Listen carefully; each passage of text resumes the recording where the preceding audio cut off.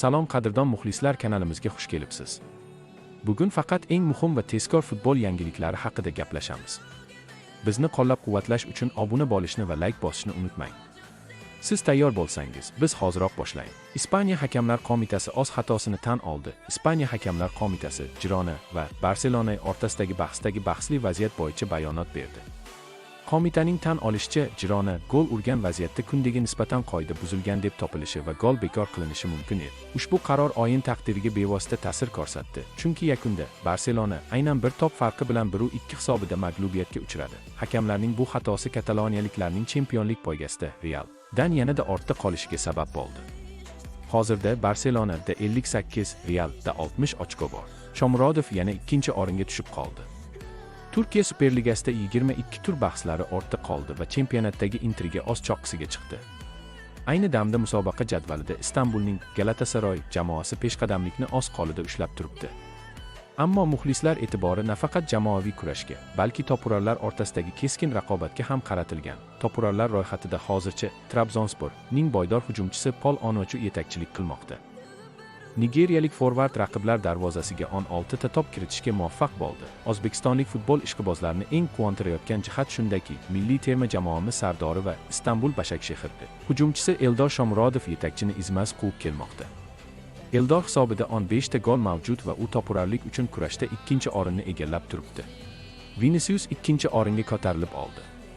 Real hujumchisi Vinicius Junior Chempionlar Ligasi 2025-26 yilda play-off birinchi o'yinida Benfica gol urdi. Viniciusning Chempionlar Ligasidagi gollar soni endi 31 taga yetdi. U braziliyaliklar orasida Chempionlar Ligasi tarixidagi eng yaxshi bombardirlar ro'yxatida ikkinchi o'ringa ko'tarildi. Vinicius Kakani 30 ta gol ortda qoldirdi va faqat Neymarga 43 ta gol ortda qolmoqda. Sizningcha qaysi braziliyalik kuchli? Neymar yoki Vinicius? Mbappe Viniciusni haqorat qilgan futbolchining ta'zirini berdi. Real hujumchisi Kylian Mbappe Benfica yarim himoyachisi Gianluca Prestianini la'nati irqchi deb atadi. Real vingeri Vinicius hakam Franso Letexiga Prestianni uni maymun deb haqorat qilganini aytgan. Shu bilan birga Benfica hujumchisi labdan oqish imkonsiz bo'lishi uchun gapirayotganda og'zini libosi bilan yopib olgan. O'yin jarayonida Mbappe Prestianiga qarata "Sen la'nati irqchisan" deya murojaat qilgan.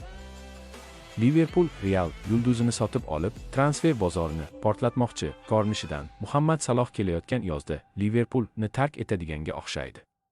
Merseydliklar allaqachon hujum chizigida uning o'rnini kim bilan to'ldirish haqida bosh qotirishmoqda. The Touchline nashri bergan ma'lumotlarga ko'ra, Liverpoolning ushbu pozitsiya uchun asosiy maqsadi Real sharafini himoya qilayotgan Rodrigo.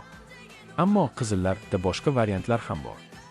Nomzodlar ro'yxatida keyingi o'rinni Newcastle dan Antoni Gordon egallab turibdi.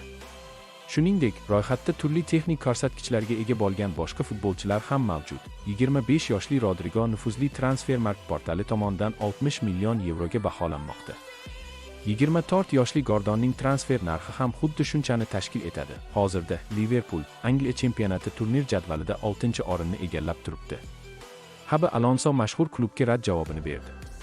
Xabi Alonso yanvar oyida Real dan bo'shatilgach klubsiz qolgan edi. The Touchline nashri jurnalist Fabrice Hawkinsga tayanib xabar berishicha, yaqinda Marcel Alonso bilan aloqaga chiqqan. Provansalliklar ispaniyalik mutaxassisga bosh murabbiylik lavozimini taklif qilishgan. Biroq Xabi bu taklifni rad etdi. Unga klub ichidagi beqarorlik yoqmagan. Eslatib o'tamiz, yaqinda Parijdan qabul qilingan Nolu 5 hisobidagi mag'lubiyatdan so'ng Marcel Roberto de Zerbi bilan xayrlashgan edi. Ayni damda Marcel Fransiya chempionati turnir jadvalida 4-o'rinni egallab turibdi. Provansalliklar navbatdagi o'yinini 20 fevral kuni Liga 1 doirasida safarda Brestga qarshi o'tkazishadi. E'tiboringiz uchun rahmat. Futbol olamidagi eng qaynoq voqealarni biz bilan kuzatishda davom eting. Kanalga obuna bo'ling va qo'ng'iroqcha tugmasini bosib qo'ying. Ertangi yangiliklarda ko'rishguncha omon bo'ling.